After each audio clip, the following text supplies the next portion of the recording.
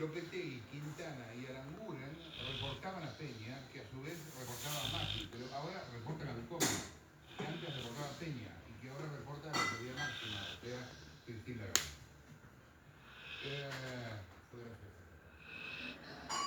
Si no hubiera ahí nos obligan, yo no lo voy a obligar a esto, para que los obliguen a otra cosa. Bueno, el gobierno también recibió a supermercadistas, les pidió que bajen los precios, y claro, como todos los ceros se conocen, son amigos, el pedido del gobierno fue tipo, si no te jodemos, pero para aumentar los precios.